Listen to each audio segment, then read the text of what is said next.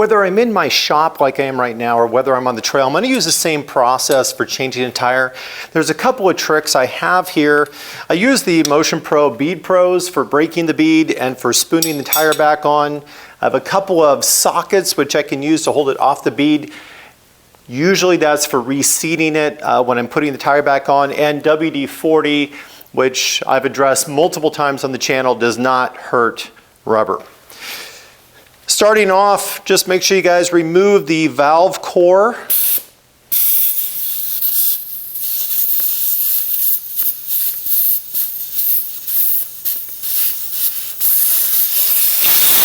So you don't lose it.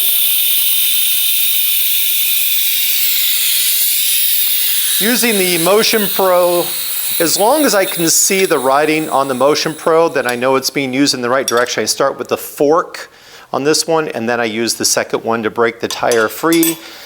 And the idea is that when you push it down underneath, you're trying to get as deep as you can. You're trying to get these tangs or these two fork pieces here all the way up as much as possible, which doesn't always work that well. If you have a tire that's been on for a while, that's where WD-40 will come on. This is good for both seating and unseating.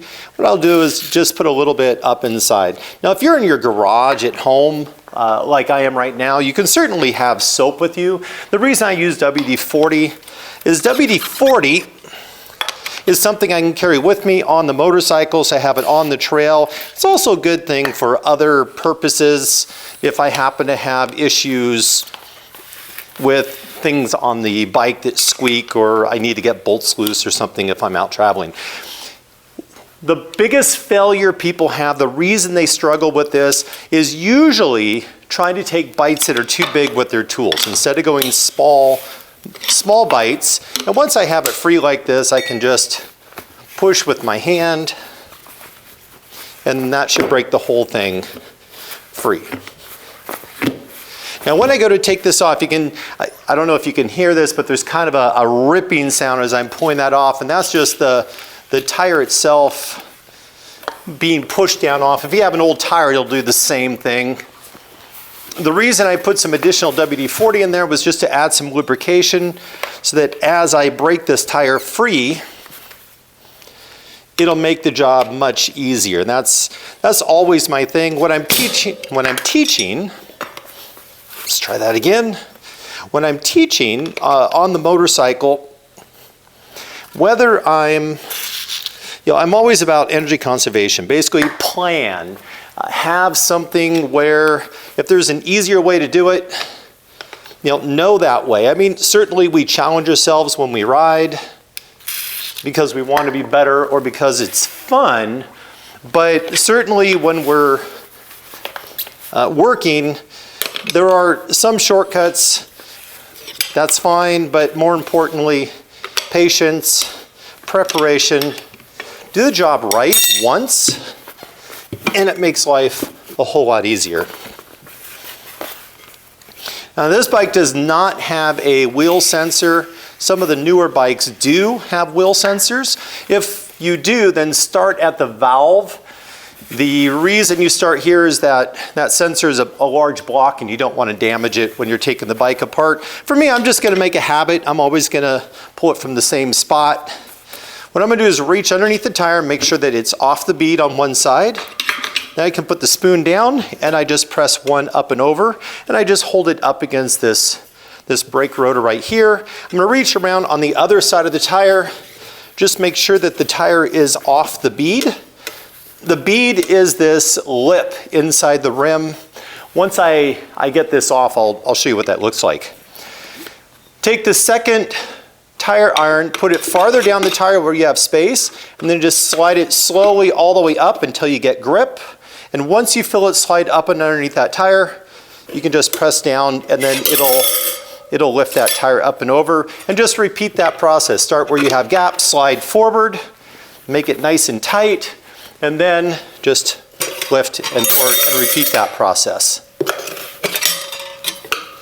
Once you get far enough, you can just use one tire iron, kind of finish the job. Again, having that WD-40 on this tire makes life pretty easy.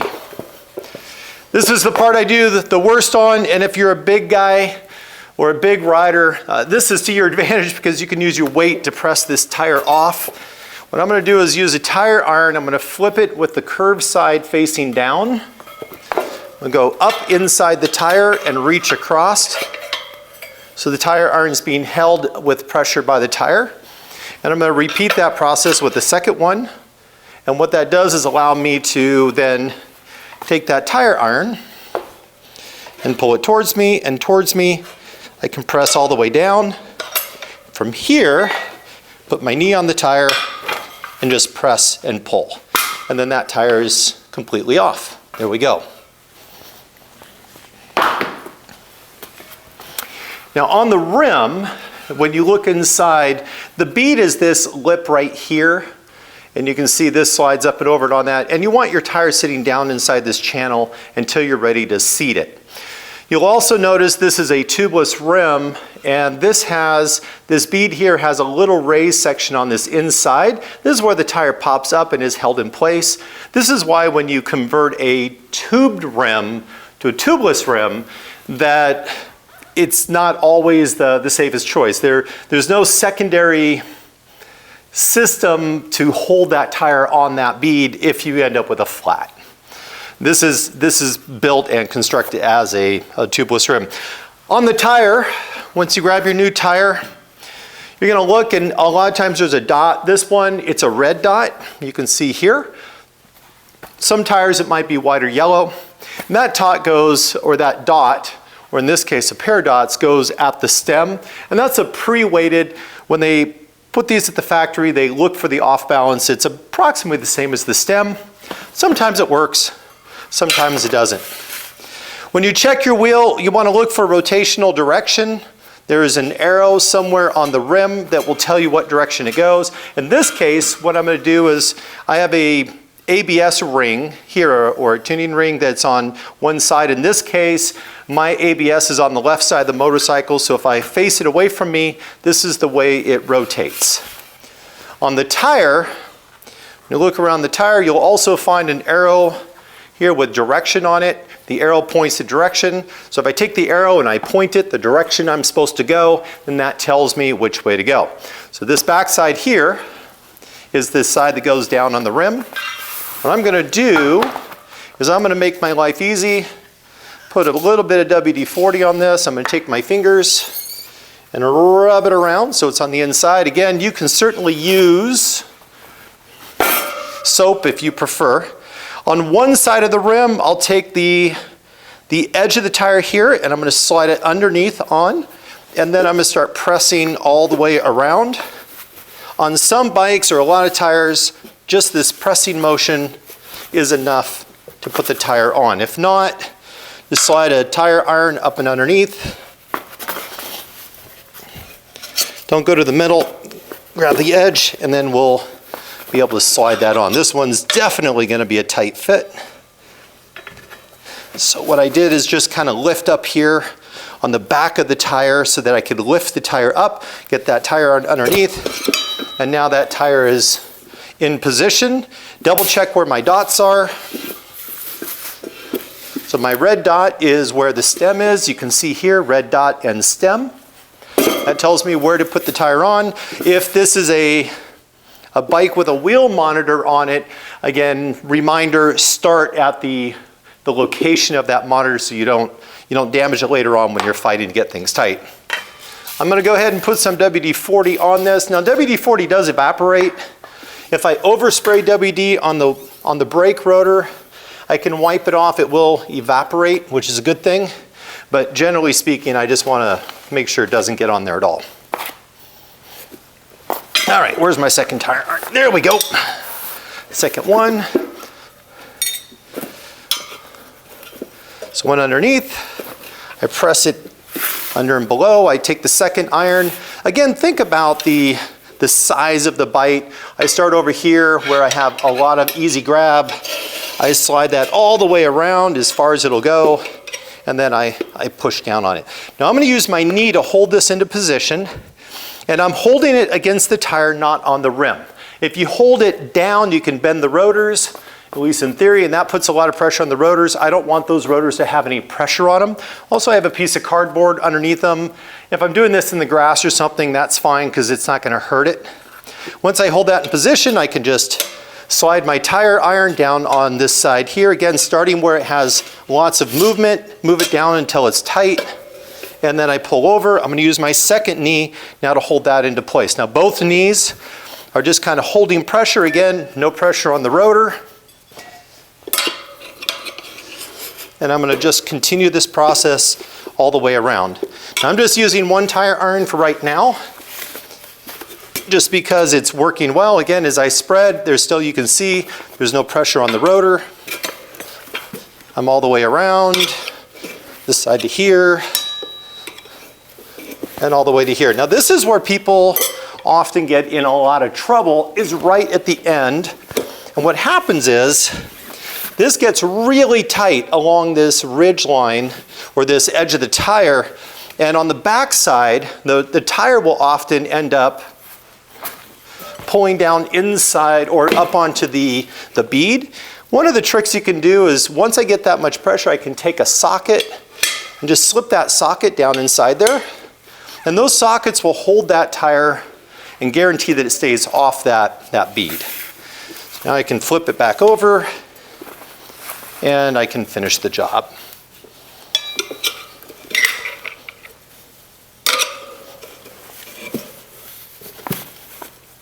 Now once I get over the top of the tire like this, because I'm on top, I'm still not putting pressure on the edge of the brake rotor here. I'm making sure I'm pushing straight down on the center of the hub.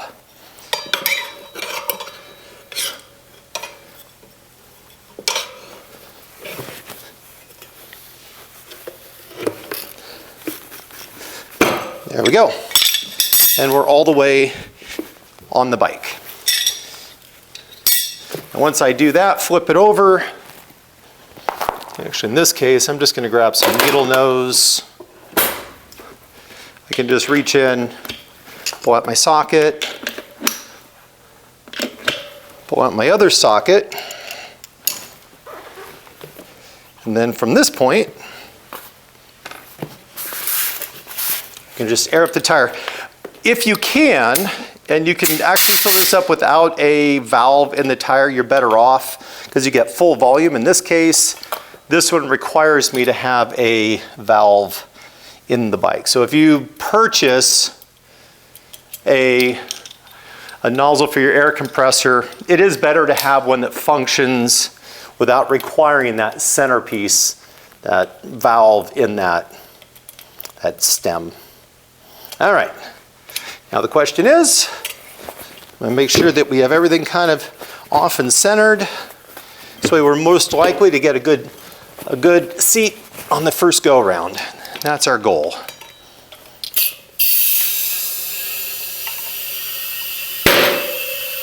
One, two, that's it.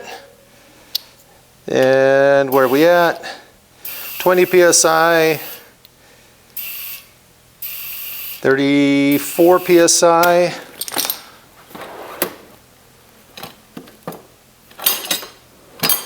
Let's go ahead and check it with a good gauge. So I'm at 35. 35 is a pretty good number for this bike. I take my valve cap, put it back on. Now the only thing left to do, take the bike, balance the tire. I did a video on tire balancing already, so take a look at that, or actually, I'll go ahead and put a link at the end of this video if you want to see how to do a static balance at home without a balancer, so a trail balance. Thanks for watching the channel. That's how you change a tire in real time.